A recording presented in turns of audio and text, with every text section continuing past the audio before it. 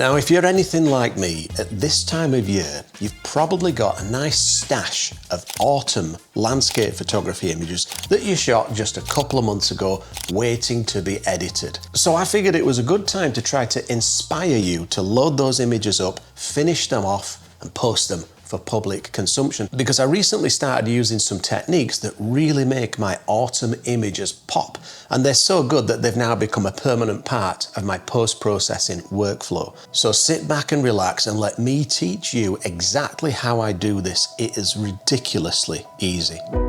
So here I am in Luminar Neo, and this is an image that I shot, I think way back in 2017 of the La Salle Mountains in Utah. And quite obviously what makes this shot work is that beautiful side light that's coming in and basically hitting everything from the clouds to the mountain, but most importantly, these beautiful yellow aspen trees, yellow and gold. So it's that side light that really makes the shot, but I want to emphasize that a little bit more and exaggerate that. The thing is, I don't want to do it on the entire image, I just want to do it on the yellow leaves that make up that gorgeous foliage. And Luminar has this brilliant color masking tool, which I have been going crazy with recently. So I'll show you how I use it. So we go into color, then we go into masking, and we choose color. So we're going to do a color mask. So once you click on color mask, you can then roll over the image and you get this color picker, right? So what I do is I look for what I think is like a pretty common example of this yellow, and I think that's probably perfect there. So I'm going to click with that color picker, and now you can see this area of red signifies that it's created a mask using that color as a starting point. But I want it to select a little bit more than that. So I'm going to pull this color range slider to the right just to expand that mask a little bit, and you can see now that it's picked up the reflection and a little bit of yellow that's just happening in this grass, which I like. So now that we've made that mask, I want to actually do something with that mask to enhance these beautiful yellows. So now I click on adjustments and the mask disappears. That red that you saw before was just a visual aid so that you can see where the mask actually is. What I'm going to do now in my adjustments is I'm going to go down to my HSL and I'm going to choose saturation. So you've got hue, saturation and luminance. For now, we're just going to work on saturation. And you see this yellow slider here. I'm just going to pull that to the right, and if you look at that yellow canopy in the trees, you can see it's really starting to pop now. Obviously that's gross. That's way too much. Anytime that you touch your saturation slider, whether it's for the whole image or whether it's just for a selective part of the image like this, just go sparing. You don't want to overdo it, otherwise it becomes a puke fest. So I've gone into the realms of vomit there. We don't like that. So let's just pull that back. And I think something like that, I've pulled it up to about 35, that looks really nice. So if I just scroll back up here and switch that off, you see this little eye icon, I'm going to switch that off. That's how the image started. Let go of it to switch it back on. That's how the image looks now with that saturation boost. Perhaps I've even gone a little bit too far, so let's bring it down a smidgerino. And I quite like that, but I'm also going to pop the luminance, make it a little bit brighter. So I'm going to click on this tab here and now go to my luminance. And in here, I'm going to pick up the yellows again, and I'm just going to make that a little bit brighter. Now, if I crank it all the way here, you can see ridiculous, right? We don't want that. I mean, look at the grass. It just looks farcical. So let's just pull that down just to about here. And I think that looks pretty good. Now, what if I decide I like everything that's happened there with that yellow canopy, but just here, it's looking a little bit hot. Well, I can actually remove that from the mask. So I'm going to scroll up to masking, and instead of color, I'm going to click on that and go to brush. And then I'm going to click on erase. So now I'll get a brush that's a little bit smaller than that using my left bracket key, and I'll just dab in to that area and take that bit out and take that bit out there. And I think that's about perfect. So let's just switch off that whole color boost and then switch it back on. That looks really quite tasty. And what I love about this color masking tool is it's had the desired effect, but it hasn't affected anything but the part of the image that I wanted to affect. So I haven't made my clouds more yellow and more warm. I haven't made the mountain and that snow more warm or more yellow. And I haven't even really affected the greens that you can see in that grass in the foreground. That saturation enhancement is limited purely to that beautiful yellow gold canopy. And that's how it should be. Now, if you're interested in downloading your own copy of Luminar Neo, I've put my affiliate link down in the description below. You can get a free 7-day trial, and if you decide to buy it, use the code fototripper10 to get a 10% discount. Now, with this image of the Butchart Gardens back on Vancouver Island, I've got a similar problem. And what I'm thinking when I look at this image is that I really love these reds, but they're really quite dark. Now, I wanted to go for a sort of dark and moody process on this image, but when I was there at the time, I just remember these reds being really bright and vivid. And I think because I did so much exposure blending on this, the reds just ended up getting a little bit crushed. So I want to pop those reds to make them look a bit more like what I remember when I was actually shooting this image. So again, I'm going to go to Color, Masking, Color. So now I'm in the color masking tool. And again, just like before, I'm going to roll over this and try and pick out a red leaf that sort of signifies kind of like a medium point with these leaves. Oh, that's perfect right there, that'll do. So now you can see this just went really red because it's showing you where that mask is. So now I'm going to go back to adjustments, and this time I'm just going to stay with luminance. I don't really want to change the saturation of that red. I just want to brighten it up, right? I like the color, it's just a bit too dark. So let's go and get luminance, pick up the reds and boost the luminance of those reds. And obviously if I go all the way up here, it looks quite ridiculous. But let's just switch it off and then on again, off and then on again. Actually, maybe it's not that ridiculous. And what I like is it's kind of boosted the oranges in that one over there, that little bush over there, that maple tree, I think. And what we could do is boost the orange luminance as well. And look at that, look at what that's done to that little maple in the background. So let's go back up, switch that off and then on, off and then on.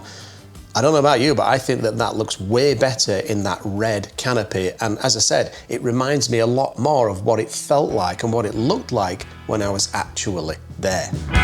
Now, another really powerful tool that I've begun to use from Luminar to fix a lot of my color issues with my autumn photography is the Remove Color Cast tool. This is an absolute lifesaver. So if you look at this image, the problem that I have with this image, I love it, I love the colors, I love the composition, everything's great.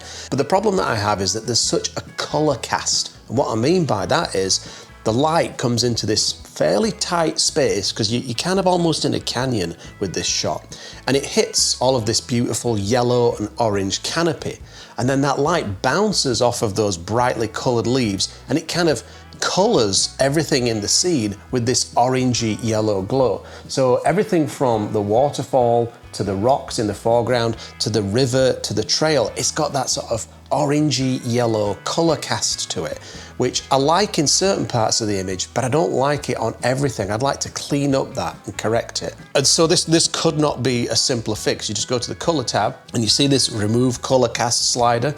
Just pull that, just click on that and drag it to the right. Now, obviously, as I go all the way to the right, you can see it's doing way too much. You can see that this waterfall and the river has got much cooler. There's more blue tone there, which I feel like it should have, but just perhaps not that much. So let's bring that slider down to something a bit more natural looking. And I think that's probably just about right. What it's done is, if I zoom in, it's removed that orange color cast that you could see in the waterfall, on the cliffs, on the rocks. Like, I'll take it off, I'll switch that all the way down to there. Just look how sort of yellowy, almost brown that looks. Just by pulling this up to here, it fixes that, maybe just a little bit more, brings that natural color back. But if you zoom out and look at the entire image, the colors in the leaves and the canopy still look really nice. It's just that the rest of it is a bit more natural looking and doesn't have that over the top color cast. I'll just switch that off. That's how we started out. Switch it back on. That's where we are now. And again, maybe I've gone a bit too far with it. Perhaps I'll take it down to about there, switch it off and back on. I really like that. So simple, yet so effective. Now it's times like this when I like to reach for a copy of Stories Within Stories by Gavin Hardcastle. Some people say it is the best landscape photography book ever written. Actually, no, it's just my mother that says that. But what I do know for sure is that there's a link in the description if you wanted to purchase a copy. And if you're a Canadian customer, I don't have to charge you any taxes between now and Valentine's Day. Thanks, Trudolph. Another really powerful way that you can use these color masks is to change the hue of a selection in your image. So for example, if you look at this image, when I look at this yellowy green canopy in the top, compared to the yellow orangey leaves that are down on the ground, I prefer if they matched a little bit more in color. Obviously the ones on the ground have been there a bit longer, they're decaying, and so they're going more orange. So I'd like to balance out those colors. I'd like to change the hue in those leaves just a little bit, just a really subtle amount. So you guessed it, we go back into color, masking, color. We're gonna make a color mask. Again, we'll roll over, pick a leaf that I think is pretty typical to that canopy, click on that, and that's now gonna make a selection over there. So what we'll do now is go to adjustments and we'll change the hue in our HSL. So if you look down here, you'll see hue shift. So this allows you to change the color of that selection. So I'm going to click on that and pull that down to about, I'm going to say -7. And that's changed that canopy to be a little bit more orange. Like if I go and switch this off, that's how I started out. That's where I'm at now. It's a subtle shift, but to me, with that subtle shift of hue, I really like what that's doing. And I think what I might do is just increase the saturation a little bit. So I'm gonna click on saturation, get those oranges and pull that to the right, just a smidge. And that looks really tasty. Let's switch that off and then on again. Off and then on again. Again, it's a subtle shift, but to me, that makes a far more cohesive image than what I started out with compared to what I finished with. Now, it's round about this time that if I was a miserable troll with absolutely no joy whatsoever in my life, I'd be feeling the need to lash out and establish my own self-importance by criticizing the hard work of others whilst doing none of my own. And I'd say something along the lines of, "That's not photography, that's cheating." To which I would respond, "Thank you for your valued opinion. I can assure you that your complaint makes all the difference and absolutely will affect the future content of this channel." And then lastly, this is an image that I shot many years ago, and it's a perfect example of how you might want to use this color masking tool to boost the visibility of one little feature. And you've probably guessed it, that is these lovely little yellow leaves in the foreground here. Now, I'll completely over exaggerate this just to explain the process, but you'll see where I'm coming from in a second. So let's go back to tools, color, masking, color. I'm going to make a color mask. So this is going to be much easier to make this selection because I can just zoom in and click on one of the actual leaves, and there you go. You can see it's made this perfect selection of those foreground leaves. But if I zoom out, you'll see it's also selected the same color that's present in the canopy in the background. I'll clean that up in a second. So let's go to adjustments and actually do something with this mask. And I'll just over exaggerate this to start off with so you can see what I'm doing here. So I've gone into Luminance and I'm just going to make those yellows outrageously bright. So you can see that that's a bit over the top. I'll go to saturation and I'll increase the saturation on those yellows. So quite ridiculous, but let's clean up that mask so that this only really affects these foreground leaves. That's all I want to do with this particular technique. So we'll go to masking, click on color to take us back to this menu, brush, erase, and I'll just get a pretty big brush, right bracket key, and let's just take out all of this area here. We don't want that to be masked in. It's just these foreground leaves that I want.